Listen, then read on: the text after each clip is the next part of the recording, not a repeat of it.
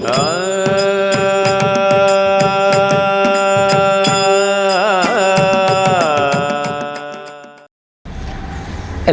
നമസ്കാരം. തുള്ളൽ സാമ്രാജ്യത്തിൻ്റെ മറ്റൊരു അധ്യായത്തിലേക്ക് എല്ലാവർക്കും സ്വാഗതം. ഇന്ന് നിങ്ങളെ പരിചയപ്പെടുത്തുന്നത് കലാമണ്ഡലം ഗോപാലകൃഷ്ണൻ എന്ന കഥകളി കലാകാരനെയാണ്. കേരള കലാമണ്ഡലത്തിനോട് ചേർന്ന് തന്നെ കഥകളി സ്കൂള് എന്ന ഒരു വിദ്യാലയം സ്ഥാപിച്ചു. തുടർന്ന് വിദേശങ്ങളിൽ ഒട്ടനവധി വേദികളിൽ കഥകളിയെയും ഒപ്പം മറ്റ് കലാരൂപങ്ങളെയും എത്തിക്കുവാൻ അശ്രാന്തം പരിശ്രമിക്കുന്ന ഒരു കലാകാരൻ കൂടിയാണ് ഇദ്ദേഹം. മഹാകവി പി കുഞ്ഞിരാമൻ നായരുടെ പേരക്കുട്ടി കൂടിയായിട്ടുള്ള കലാമണ്ഡലം ഗോപാലകൃഷ്ണൻ ആശാനെ വളരെ സ്നേഹപൂർവ്വം നമ്മുടെ ഈ അധ്യായത്തിലേക്ക് ക്ഷണിക്കുകയാണ്. ആശാൻ, സ്വാഗതം. നമസ്കാരം. ആശാൻ, നമസ്കാരം. കഥകളി എന്ന് പറഞ്ഞിട്ടുള്ള ഒരു വലിയ ലോകം. അപ്പോൾ അതിലേക്ക് എല്ലാവരും അങ്ങനെ എത്തിപ്പെടുന്ന ലോകമല്ല കഥകളി. അപ്പോൾ എനിക്ക് കഥകളി പഠിക്കണം എന്നുള്ള ഒരു വളരെ താല്പര്യത്തോടു കൂടി ഇതിലേക്ക് എത്തിപ്പെട്ടതാണോ, അതോ ആരുടെയെങ്കിലും പ്രേരണ മൂലം ഈ കഥകളിയിലേക്ക് എത്തിപ്പെട്ടതാണോ? താല്പര്യത്തോടു കൂടി തന്നെയാണ് വന്നത്. നമ്മുടെ പ്രശസ്ത കവി ഇയ്യങ്കോട് മാഷ് എന്ന കൊല്ലങ്കോട് രാജാസ് സ്കൂളിൽ എന്നുവെച്ചാൽ കവിയായിട്ട് അടുത്തുള്ള ഒരു ബന്ധം എന്നുള്ള രീതിയിൽ അച്ഛനുമായിട്ട് നല്ല ബന്ധമാണ്. രാമകുട്ടി നായരാശാൻ, അതുപോലെ ഗോപി ആശാൻ, ഇവരൊക്കെ വീട്ടിൽ കൊണ്ട് കഥകളിക്ക് അന്നുള്ള ചെറുപ്പത്തിൽ കണ്ട കഥകളി ഇങ്ങനെ മനസ്സിൽ നിന്നിട്ടാണ് പിന്നെ അങ്ങനെ അഡ്മിഷന് വേണ്ടിയിട്ട് ഇയ്യങ്കോട് മാഷാണ് എന്നെ കലാമണ്ഡലത്തിലേക്ക്. ഏത് വർഷത്തിലെ കലാമണ്ഡലം എത്തിപ്പെട്ടത്? 1981 മുതലാണ് കേരള കലാമണ്ഡലത്തിൽ കഥകളി പഠനക്കാരനായിട്ട് ചേരുന്നത്. രാമദാസ് ആശാൻ കീഴിലാണ് ആദ്യമായി തുടങ്ങുന്നത്. അന്ന് രാമൂട്ടി നായരാശാനാണ് വെറ്റിലയും അടക്കയും കൊടുത്ത് നമ്മൾ കച്ചയും മെഴുക്ക് എനിക്ക് തരുന്നത് രാമൂട്ടി നായരാശാനാണ്. അത് ശരി ശരി. അപ്പോൾ ആശാൻ്റെ സ്വദേശം എന്ന് പറയുന്നത് കാസർഗോഡാണ്. കാസർഗോഡ് കാഞ്ഞങ്ങാട് വെള്ളിക്കോത്ത് ആണ്. ആ ഭാഗത്തൊക്കെ കഥകളി നല്ലപോലെ പണ്ട് കാലത്ത് ഉണ്ടായിരുന്നു. ധാരാളം കളികൾ നടന്നിരുന്ന സ്ഥലമാണ് കാഞ്ഞങ്ങാടും. പറശ്ശിനി കളിയോഗങ്ങളൊക്കെ ഉണ്ടല്ലോ. അങ്ങനെ ഒരു നല്ലൊരു, അതുപോലെ തന്നെ കുണ്ടലയർ, കേശവൻ കുണ്ടലയർ, വാസുദേവൻ കുണ്ടലയർ, കോട്ടക്കലെ, അവരൊക്കെ കഥകളിയുടെ ആൾക്കാരാണ്. അങ്ങനെ ഒരു നല്ലൊരു സാംസ്കാരികമായി ഉള്ളൊരു നാടാണ് കാഞ്ഞങ്ങാട് പൊതുവെ. ഇപ്പോൾ ഈ തെക്കൻ വിഭാഗത്തിലുള്ള കഥകളി അവതരണങ്ങളുണ്ട്, വടക്കൻ വിഭാഗത്തിലുള്ള കഥകളി അവതരണങ്ങളുണ്ട്. അപ്പോൾ ആശാൻ ഇതിൽ സ്വായത്തമാക്കിയത് വടക്കൻ ചിട്ടയിലാണ് പഠിച്ചത്. ഞാനതിന് ശേഷം രാമദാസ് ആശാൻ്റെ കീഴിലും അതുപോലെ ഗോപാലകൃഷ്ണ ആശാൻ, വാസുപിഷാരടി, പിന്നെ എംബിഎസ് ആശാൻ, ബാലസുബ്രഹ്മണ്യ ആശാൻ, ഗോപി ആശാൻ്റെ കളരി വരെ കലാമണ്ഡലത്തിൽ. എത്ര വർഷം ആശാൻ കഥകളി അഭ്യസിച്ചു? ഞാനിവിടെ എൻ്റെ പഠനത്തെക്കുറിച്ച് ഭയങ്കര ഒരു ചരിത്രമാണ്. എന്നുവെച്ചാൽ ഞാൻ പിന്നെ കലാമണ്ഡലത്തിൽ വന്ന് പഠിച്ചതിന് ശേഷം എന്നുവെച്ചാൽ ആദ്യത്തെ ഉഴിച്ചൽ കാലമുണ്ട്. രാവിലെ എഴുന്നേൽക്കുക, ഉഴിച്ചൽ കെട്ടണം, നമുക്ക് ഇവിടുന്ന് പഠിത്തം നിർത്തി പോയാൽ മതി എന്നുള്ളൊരു അവസ്ഥയായിരുന്നു അന്ന്. ഒരു ആർമി ട്രെയിനിങ് ക്യാമ്പിലെത്തിയ ഒരു പ്രതീതിയിലെ. കാരണം വെച്ചാൽ അത്ര സഹിക്കാൻ പറ്റില്ല. എന്നെ വേറെ എന്ത് പഠിക്കാൻ പോയാലും മതി, കലാമണ്ഡലം വിട്ടേ മതി. അവസാനം ഓണം വരെ ഇവിടെ പിടിച്ചു. ഓണത്തിന് ശേഷം ഞാൻ വന്നില്ല. അത് ശരി. വന്നിട്ട് അവസാനം മാർച്ചിൽ രാമൂട്ടി ആശാൻ അച്ഛനെ വിളിച്ചു. അല്ലെങ്കിൽ കോഷൻ ഡെപ്പോസിറ്റും മറ്റെല്ലാം തിരിച്ചടക്കേണ്ടി വരും. അങ്ങനെ വന്ന് വീണ്ടും പരീക്ഷ എഴുതി തോറ്റു. അത് ശരി. തോൽക്ക് വേറെ ഒന്നുമില്ലല്ലോ. അങ്ങനെയാണ് വീണ്ടും പിറ്റേത്തെ വർഷം മുതൽ വീണ്ടും ബോധോദയം വന്ന് ഫീസ് കൊടുത്തിട്ട് വീണ്ടും പഠിക്കുകയാണ്. അങ്ങനെയാണ് വീണ്ടും കലാമണ്ഡലത്തിൽ അങ്ങനെ ഒരു കാലം ഉണ്ടായിരുന്നു കലാമണ്ഡലത്തിൽ. അങ്ങനെ 6 വർഷത്തെ ഡിപ്ലോമ കോഴ്സ് കഴിഞ്ഞ് 2 വർഷം സ്കോളർഷിപ്പ് കേന്ദ്ര ഗവൺമെൻറ്റിൻ്റെ. എനിക്ക് തോന്നുന്നു കലാമണ്ഡലത്തിൽ തന്നെ ഒട്ടനവധി പ്രോഗ്രാംസുകൾ വരുന്നുണ്ട്. അതേപോലെ തന്നെ ആശാൻ ഇപ്പോൾ സ്ഥാപിച്ചിട്ടുള്ള കഥകളി സ്കൂള് എന്ന് പറയുന്നൊരു വിദ്യാലയം അല്ലേ, അവിടെയും ഈ പറഞ്ഞ പോലെ പ്രോഗ്രാംസുകൾ വരുന്നുണ്ട്. അപ്പോൾ ഈ കഥകളി സ്കൂള് എന്നുള്ള ചിന്ത എങ്ങനെ മനസ്സിലേക്ക് വന്നത്? നല്ലൊരു ചോദ്യമാണ് ഇപ്പോൾ പറഞ്ഞത്. കാരണം വെച്ചാൽ കലാമണ്ഡലത്തിൽ 6 വർഷത്തെ കോഴ്സും 8 വർഷത്തെ കോഴ്സും ഡിപ്ലോമയും PGയും കഴിഞ്ഞ ഒരു കഥകളി പഠിച്ച ഒരാൾ വെറുതെ പുറത്തു പോവുകയാണ്. അയാൾ ഒരു തൊഴിലും കിട്ടാതെ മറ്റ് മേഖലകളിലേക്ക് പോകുന്ന ഒരവസ്ഥയാണ് ഉണ്ടായിത്തീരുന്നത്. ഇതിന് ഒരു അറിവ് വരുത്തണം എന്നുള്ളൊരു മോഹം. ഇവിടുന്ന് പഠിക്കുന്ന കാലത്ത് കുറേ വിപ്ലവങ്ങളൊക്കെ ഉണ്ടാക്കി ഒന്നും നടന്നില്ല. അപ്പോൾ സ്വയം ഉണ്ടാക്കുക എന്ന് പറഞ്ഞ് പലരും ഇങ്ങനെ കേട്ടറിവ് വെച്ചിട്ടാണ് ഞാൻ ഈ രജിസ്റ്റർ ചെയ്ത് കഥകളി സ്കൂൾ സൊസൈറ്റി എന്ന് പറഞ്ഞ് രജിസ്റ്റർ ചെയ്യും. അത് ഗവൺമെൻറ്റിൽ നിന്ന് ഗ്രാൻഡ് കിട്ടുന്ന സംവിധാനമൊക്കെ കേന്ദ്ര ഗവൺമെൻറ്റാണോ അതോ കേന്ദ്ര ഗവൺമെൻറ് ഇങ്ങനെയുള്ള ഇതിനെ പ്രൊമോട്ട് ചെയ്യുന്നു എന്നുള്ളൊരു എന്നെ ഒരു ഫോക്ക്ലാൻഡിൻ്റെ ജയരാജ്, അതുപോലെ സദനം ബാലകൃഷ്ണാശാൻ, ഇവരൊക്കെ ഭയങ്കരമായിട്ട് ഇങ്ങനെ പറഞ്ഞു എന്തായാലും ചെയ്യൂ, നമ്മളതിന് വേണ്ട ഹെൽപ്പ് ചെയ്യാം. അത് ഏറ്റവും ഒരു എടുത്തു പറയേണ്ട കാര്യം എന്തറിയോ, എല്ലാവരും സ്ഥാപനങ്ങൾ തുടങ്ങുന്നുണ്ട്. പക്ഷേ ആ സ്ഥാപനങ്ങളൊക്കെ ഒന്നല്ലെങ്കിൽ അവനവൻ്റെ ജനിച്ച സ്വദേശത്തോ അങ്ങനെ എവിടെയെങ്കിലും, പക്ഷേ പഠിച്ച സ്ഥാപനത്തിൻ്റെ തൊട്ടടുത്ത് കഥകളി സ്കൂൾ എന്ന് പറഞ്ഞ പുതിയൊരു സ്ഥാപനം തുടരാനുള്ളൊരു ഒരു എന്താ പറയുക ആശാൻ്റെ ഒരു ശക്തി. ചെറുതുരുത്തിയോട് പ്രത്യേകിച്ച് എൻ്റെ ഭാരതപ്പുഴ എന്ന് വെച്ചാൽ മഹാകവി പി എന്ന് പറഞ്ഞാൽ എൻ്റെ അപ്പൂപ്പൻ, അതെ, അദ്ദേഹം ഏറ്റവും കൂടുതൽ ഇഷ്ടപ്പെട്ട ഒരു നദിയാണ് കവി. അദ്ദേഹത്തിൻ്റെ സമാധി എന്ന് പറയുന്നത് ഭാരതപ്പുഴ ചെറുതുരുത്തി തീരാണ്. അപ്പോൾ അതിനകത്ത് തന്നെ ഒരു സ്ഥാപനം തുടങ്ങുകയും മുത്തശ്ശൻ്റെ അനുഗ്രഹത്തോടു കൂടി തന്നെ നമുക്കൊരു സ്ഥാപനം നടത്തിക്കൊണ്ടുപോകാൻ, എന്നെ എവിടെയോ കിടക്കുന്ന കാഞ്ഞങ്ങാട് കിടക്കുന്ന എന്നെ ഇവിടത്തേക്ക് എത്തിച്ചതും ആ ശക്തി തന്നെയാണെന്നാണ് എനിക്ക് തോന്നുന്നത്. കാരണം വെച്ചാൽ ഇവിടുന്ന് വിട്ടുപോയ ഒരാളെ വീട്ടിൽ തിരിച്ച് കൊണ്ടുവന്നു, മനസ്സിലായില്ല. അതൊരു എന്തോ ഒരു ശക്തിയുണ്ട്, ആ അനുഗ്രഹം ആണ് എന്നെ ഇങ്ങനെ എത്തിച്ചേർന്നത്. അത് തന്നെയാണ് ഇപ്പോൾ കഥകളി സ്കൂൾ എന്നുള്ള സ്ഥാപനത്തിൻ്റെ ഇതും. എനിക്ക് നിരവധി ആളുകളുടെ സഹായം കൊണ്ടാണ് എനിക്ക് പ്രത്യേകിച്ച് എൻ്റെ ജീവിതത്തിൽ മാറ്റങ്ങൾ വരുത്തിയ വ്യക്തികളിലൊന്നാണ് പ്രശസ്ത സംവിധായകൻ ടി കെ രാജകുമാർ സർ. അദ്ദേഹം ഇപ്പോൾ ഇന്ത്യയിലെ കേരളത്തിലെ കലാകാരന്മാരെല്ലാം പ്രൊമോട്ട് ചെയ്യുന്ന പല പരിപാടികളും ഇന്ത്യക്കകത്തും പുറത്തും ഒക്കെ ചെയ്യുന്നുണ്ട്.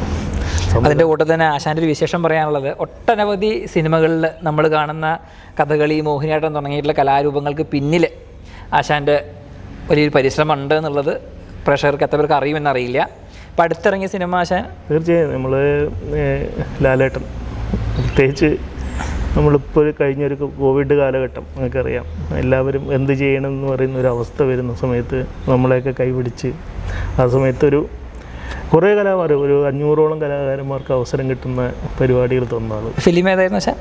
അല്ല, അത് ആറാട്ട് എന്ന് പറഞ്ഞ സിനിമയിൽ ഒരു സോങ്, അത് ഭയങ്കര സോങ് ക്ലിക്കായിരുന്നു. പക്ഷെ പടം എത്രത്തോളം വിജയിച്ചോന്നും അറിയില്ല.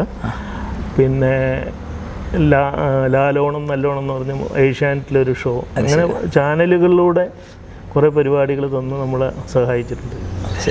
പിന്നെ അതുപോലെ ചില ഇപ്പോൾ ലാസ്റ്റ് അദ്ദേഹം തന്നെ സംവിധാനം ചെയ്യുന്ന ഒരു സിനിമ ബ്രോസ് എന്ന് പറഞ്ഞു, അതിലും നിരവധി അവസരം നടന്നുകൊണ്ടിരിക്കുകയാണ്. അല്ല, അത് കഴിഞ്ഞു, വർക്ക് കഴിഞ്ഞു. അങ്ങനെ ഒരു നല്ല ഹെൽപ്പ് ലാലേട്ടൻ നമുക്ക് കലാകാരന്മാർക്ക് വേണ്ടി ചെയ്തിട്ടുണ്ട്. ഈ കഥകളി എന്ന് പറഞ്ഞിട്ടുള്ള ഈ ഒരു കലാരൂപമായിട്ട് ഏകദേശം 40ഓളം രാജ്യങ്ങളിൽ സന്ദർശിക്കുകയും അവിടെ ഈ കഥകളി അവർക്കായി പരിചയപ്പെടുത്തുകയും ചെയ്ത് കൊടുത്തിട്ടുണ്ട് ആശാൻ. അപ്പോൾ എങ്ങനെയാ ഒരു അനുഭവം? അവിടെ ഉള്ളവർ കേരളീയരെക്കാട്ടിലും കുറച്ചും കൂടി ഇതിനെ സ്വീകരിക്കാനുള്ള മനസ്സുള്ളവരാണ്. എങ്ങനെ തോന്നിയിട്ടുള്ളത്?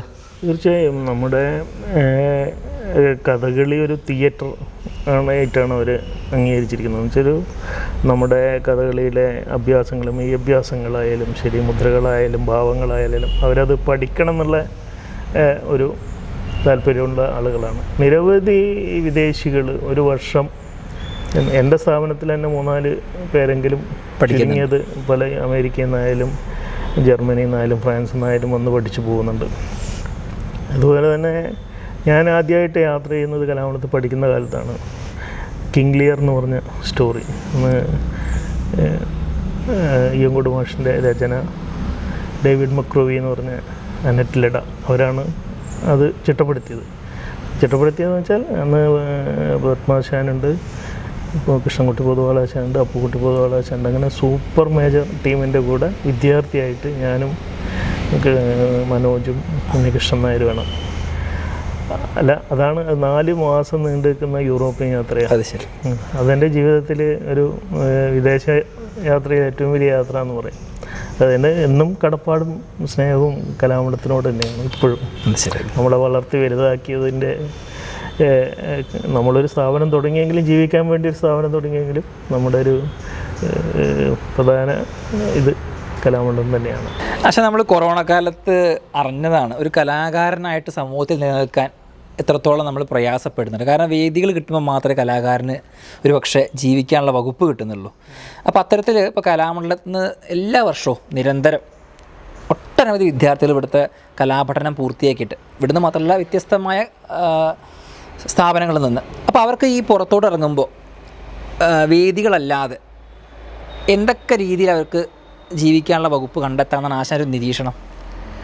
കാരണം എന്ന് വെച്ചാൽ ഇന്ന് കേരളത്തിന് ഈ കലാമണ്ഡലത്തിൽ പഠിപ്പിക്കുന്ന കലകളെല്ലാം ടൂറിസത്തിന് ഏറ്റവും കൂടുതൽ ഡെവലപ്പ് ചെയ്യാൻ പറ്റുന്നൊരു ഏരിയയാണ്. കേരളത്തിലെ മാത്രമല്ല ഇന്ത്യയിൽ തന്നെ ടൂറിസ്റ്റ് കേന്ദ്രങ്ങളിലും നിരവധി വിദേശ ആളുകൾ വിസിറ്റ് ചെയ്യുന്ന സ്ഥലങ്ങളൊക്കെ ഉണ്ട്. അവിടെയൊക്കെ ഗവൺമെൻറ്റുമായി സഹകരിച്ചുകൊണ്ട് ഓരോ സെൻറ്ററുകൾ തുടങ്ങിയാൽ തന്നെ ഇവർക്കൊരു ഉപജീവനത്തിനുള്ളൊരു മാർഗമുണ്ടാകും. അതുപോലെ തന്നെ യൂണിവേഴ്സിറ്റികൾ, നിരവധി യൂണിവേഴ്സിറ്റികളിലൊക്കെ ഇതിനെ ഒരു ലെക്ചർ ഡെമോൺസ്ട്രേഷൻ പോലെ നടത്തി ഇതിനെ ക്ലാസ്സുകൾ എടുക്കാനുള്ള ഒരു ക്ലാസ്സിലല്ല വിവിധ കോളേജുകളിലും ആയിട്ട് ക്ലാസ്സുകൾ ലെക്ചർ ഡെമോൺസ്ട്രേഷൻ പോലെ അല്ലെങ്കിൽ ഡെമോൺസ്ട്രേഷൻ പോലെ ചെയ്താൽ തന്നെ നിരവധി ടീമുകൾ ഗവൺമെൻറ്റിന് പ്രൊമോട്ട് ചെയ്യാൻ പറ്റും. പിന്നെ അതുമാതിരി മാത്രമല്ല, ഇപ്പോൾ നമ്മുടെ കേരളത്തിൻ്റെ യൂണിവേഴ്സിറ്റി, ഇപ്പോൾ സംസ്കൃത യൂണിവേഴ്സിറ്റി, മലയാള സർവകലാശാല, കണ്ണൂർ യൂണിവേഴ്സിറ്റി, ഇതിലെല്ലാം ഒരു ആർട്ടിന് പ്രാധാന്യം നൽകുന്ന ഒരു ഫാക്കൽറ്റി ഉണ്ടാകും. ആ ഫാക്കൽറ്റിയിലൂടെ ഇപ്പോൾ കലാമണ്ഡലം പോലെ കോഴ്സ് കഴിയുന്ന ആളുകൾക്ക് ഇപ്പോൾ RLV അക്കാഡമി മാത്രമാണ് കേരളത്തിൽ ഒരു കോളേജിൽ കഥകളി വിഷയമാക്കി കലാവിഷയം പഠിപ്പിക്കുന്ന കോളേജുകളിലോ. അതുപോലെ തന്നെ കേരളത്തിലെ മറ്റുള്ള പ്രത്യേകിച്ച് സംസ്കൃത യൂണിവേഴ്സിറ്റി ആയ ഗാലഡിയിൽ ഇപ്പോൾ കൂടിയാട്ടം മാത്രമേ ഉള്ളൂ. ഇവിടെ കഥകളിക്ക് പ്രാധാന്യം നൽകാം, മോഹിനിയാട്ടത്തിന് പ്രാധാന്യം നൽകാം, തുള്ളലിന് നൽകാം. മനസ്സിലായി? ഇങ്ങനെ അവസരങ്ങൾ കൊടുക്കുമ്പോഴേ ഇത് പഠിക്കാൻ ആളുകൾക്ക് മുന്നോട്ട് താല്പര്യം ഉണ്ടാവുള്ളൂ. ഇപ്പോൾ കലാമണ്ഡലത്തിൻ്റെ അവസ്ഥ പെൺകുട്ടികൾ കഥകളി പഠിക്കേണ്ട ഒരു അവസ്ഥയിലേക്ക് വന്നു. എന്തുകൊണ്ട് എന്നുള്ളത് അതൊരു ചർച്ച ചെയ്യേണ്ട ഒരു വിഷയമാണ്. പെൺകുട്ടികൾക്ക് അവസരം കൊടുക്കുന്നു എന്നുള്ളത് നല്ല തന്നെയാണ്, അതിനെ എതിർക്കുന്നില്ല. പക്ഷേ എന്തുകൊണ്ട് ആൺകുട്ടികൾ ഇത് പഠിക്കാൻ വരുന്നില്ല എന്നുള്ളത് വലിയൊരു ചോദ്യമാണ്. മനസ്സിലായി? തൊഴിലവസരങ്ങൾ ഉണ്ടെങ്കിൽ ആൺകുട്ടികൾ മാത്രമല്ല, അതുപോലെ തന്നെ ഭരതനാട്യം, ഈ കഥകളി പഠിക്കുന്നതിനൊരു സബ് ആയിട്ട് ഭരതനാട്യം കൊടുത്ത് നോക്കൂ. ഇഷ്ടംപോലെ ആളുകൾ കഥകളി പഠിക്കാൻ വരും കലാമണ്ഡലത്തിൽ. ശരി, മനസ്സിലായി? അപ്പോൾ അങ്ങനെ കാലത്തിനനുസരിച്ച് അത് ചർച്ച ചെയ്ത് മാറ്റങ്ങൾ വരുത്തേണ്ട ഒരു മേഖലയാണ്.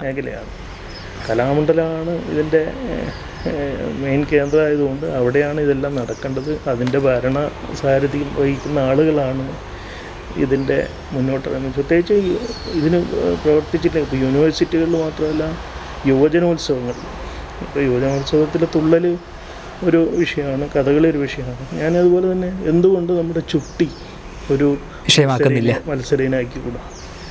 ലോകം ഗിന്നസ് റെക്കോർഡ് ചെയ്തൊരു മേക്കപ്പാണ്. ഇന്ത്യയിലും കേരളത്തിന് മാത്രമുള്ള മേക്കപ്പിൽ വന്നു. അതിന് പഠിച്ചു കഴിഞ്ഞാൽ കുറേ കലാകാരന്മാർ. തീർച്ചയായിട്ടും നമ്മുടെ സാംസ്കാരിക വകുപ്പ് മന്ത്രി ഇത് കേൾക്കുന്നുണ്ടെങ്കിൽ നമ്മുടെ ആശാൻ്റെ ഒരു വലിയൊരു ആശയം മുന്നോട്ട് വയ്ക്കുകയാണ്. കലോത്സവ വേദികളിൽ ചുട്ടി കൂടി ഒരു മെയിൻ ഐറ്റമാക്കി എന്തുകൊണ്ട് മാറ്റിക്കൂടാ എന്നുള്ള. കാരണം അത്തരം കലാകാരന്മാർക്ക് അണിയറയിൽ മാത്രം ഒതുങ്ങിക്കൂടേണ്ട ഒന്നാണോ എന്നൊരു ചോദ്യം നമ്മുടെ മുമ്പിൽ നിലനിൽക്കുകയാണ്. ഈ കാണുന്നതൊക്കെ കഥകളി സ്കൂളിൻ്റെ സ്വന്തമായിട്ടുള്ള കോപ്പ് ശേഖരങ്ങളാണ് അല്ലേ ആശാൻ? തീർച്ചയായും. അപ്പോൾ ഈ കഥകളി സ്കൂൾ ശരിക്കും എന്നാ ആരംഭിച്ചത്? നമ്മൾ 1985 മുതൽ സ്ഥാപനത്തിൻ്റെ 1985 ആരംഭിച്ചു കഥകളി സ്കൂള്. നമ്മുടെ പൂർവ്വ വിദ്യാർത്ഥികളൊക്കെ പക്ഷേ ഒരു രജിസ്ട്രേഷനായിട്ട് ചെയ്തിട്ടില്ല. ഇങ്ങനെ കളിയോഗങ്ങളെന്ന് നടനകലോകം ജയകുമാർ എന്ന് പറഞ്ഞു. പിന്നെ അത് മാറി നമ്മളൊക്കെ കോഴ്സ് ചെയ്യുമ്പോഴാണ് നമ്മളിങ്ങനെ ചിന്തിക്കുന്നത്, ഇങ്ങനെ പല ഗ്രാൻഡും കാര്യങ്ങളൊക്കെ ഉണ്ടാവും. അങ്ങനെയാണ് ഞാൻ കഥകളി സ്കൂൾ എന്നുള്ള സ്ഥാപനം രജിസ്റ്റർ ചെയ്യുന്നത്. അതിന് ശേഷം കിട്ടിയത് 2008 മുതലാണ് അതിൻ്റെ രജിസ്ട്രേഷൻ കിട്ടിയത്. ഇപ്പം ഇതിന് കേന്ദ്ര ഗവൺമെൻറ് ഗ്രാൻഡ് ഉണ്ട്. കലാതരംഗിണിയുടെ കൂടെ കുറേ വർഷം ഉണ്ടായിരുന്നു.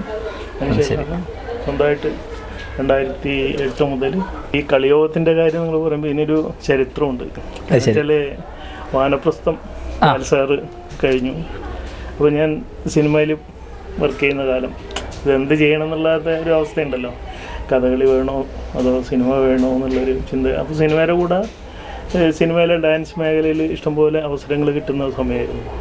അങ്ങനെയാണ് ദേവാസുരം സിനിമയിലെ മേടപ്പൊന്നണിയും അതെ അതെ അതെ ആ പാട്ടൊക്കെ നമ്മളെ കൊറിയോഗ്രാഫിയാണ് ആ പാട്ടൊക്കെ. ഓ ശരി. ആ സമയത്ത് ലാൽ സാറ് ഈ കഥകളി കോപ്പ് വാങ്ങിയിട്ട് വെറുതെ കിടക്കുക. അപ്പോൾ ഇങ്ങനെ നമുക്കൊരു സ്വന്തം കളിയോഗം വേണമെന്നുള്ളൊരു ചിന്ത അപ്പോഴാണ് വരുന്നത്. അങ്ങനെയാണ് പിന്നെ ലാൽ സാറ് പോയിട്ട് കാണുന്നത്. അന്ന് 7 സെറ്റ് കളിയോഗമുണ്ട്. ഓ ശരി. അന്ന് കുഞ്ചുനായ ട്രസ്റ്റിൻ്റെ കയ്യിലാവുന്ന അതിൻ്റെ വെള്ളിനേഴി. അപ്പോൾ ഞങ്ങൾ അന്ന് 1.25 ലക്ഷം രൂപ അതിന് വില പറഞ്ഞിട്ടുണ്ട്. ശരി. അപ്പോൾ ലാൽ സാറുമായിട്ടൊന്ന് അടുത്തപ്പോൾ സാറ് പറഞ്ഞ മോനെ നീ പോയിട്ട് മേനോനോട് പറഞ്ഞിട്ട് വാങ്ങിച്ചോളൂ. എന്നിട്ട് 75,000 രൂപക്കാണ് 7 സെറ്റോ കോപ്പ് വാങ്ങുന്നത്. ശരി. അപ്പോൾ നമ്മുടെ കയ്യിൽ പൈസ ഇല്ല. അപ്പോൾ ഞാൻ ജോണേട്ടനെ കണ്ട് ജോണേട്ടൻ പറഞ്ഞു നീ വാങ്ങിക്കോളൂ, ഞാൻ എൻ്റെ കൂടെ. അങ്ങനെയാണ് അതെൻ്റെ പേരിലാണ് ലാൽ സാറ് രജിസ്ട്രേഷൻ ചെയ്ത് തരും. സത്യം പറഞ്ഞാൽ ആദ്യത്തെ കോപ്പ് നമുക്ക് തരുന്നത് നമ്മുടെ കേരളത്തിൻ്റെ അല്ലെങ്കിൽ മലയാളത്തിൻ്റെ മഹാനടൻ ലാലേട്ടൻ്റെ കയ്യിൽ നിന്നാണ് അത് കിട്ടുന്നത്. വലിയ സന്തോഷമുള്ള കാര്യം. എൻ്റെ ജീവിതത്തിലെ കളിയോഗമായിട്ടുള്ള ബന്ധം അങ്ങനെയാണ് തുടങ്ങുന്നത്. അത് ശരി. പിന്നെ അത് ജോണേട്ടൻ്റെ കലാതരംഗണി കഥകളി സ്കൂൾ എന്ന് പറഞ്ഞിട്ടാണ് നടന്നത്. പിന്നെ അതവർ സ്വന്തമായി ഇത് നടത്തിയപ്പോൾ ഞാൻ കഥകളി സ്കൂൾ എന്നുള്ള ഇതിലേക്ക് മാറുകയും ശരി ഇപ്പോൾ ഒരു 10-20ഓളം സെറ്റുള്ള കളിയോഗമായി മാറി. ശരി എന്നുള്ളത്. അപ്പോൾ നമുക്ക് ഇനിയിപ്പോൾ ആരെയും ആശ്രയിക്കേണ്ട തന്നെ എവിടെയും കഥകളി അവതരിപ്പിക്കാനുള്ള എല്ലാ 3 സെറ്റ് കളി ഒരു ദിവസം നടക്കാം. അതിനുള്ള എല്ലാ ആടയാഭരണങ്ങളും എല്ലാം 3 സെറ്റ് കഥകൾ 3 സെറ്റ് കളിയോഗം നടക്കുന്നു. 3 സ്ഥലത്ത് കളി നടത്താനുള്ള കളിയോഗമുണ്ട്. അതിനുള്ള കോസ്റ്റ്യൂമുകൾ റെഡി അവിടെ. എല്ലാവർക്കും നന്ദി. ഇത്രയും നേരം ഇൻ്റർവ്യൂ കേട്ടിരുന്ന എല്ലാ പ്രേക്ഷകർക്കും എൻ്റെയും കഥകളി സ്കൂളിൻ്റെയും ഹൃദയം നിറഞ്ഞ നന്ദി. കഥകളി സ്കൂളിൽ തുള്ളൽ, നൃത്തം, വാദ്യം, ചെണ്ടയും തിമിലയും അതുപോലെ തന്നെ കളരിപ്പയറ്റ് തുടങ്ങിയ കലാരൂപങ്ങൾ പഠിപ്പിക്കുന്നൊരു സെൻ്ററാണ്.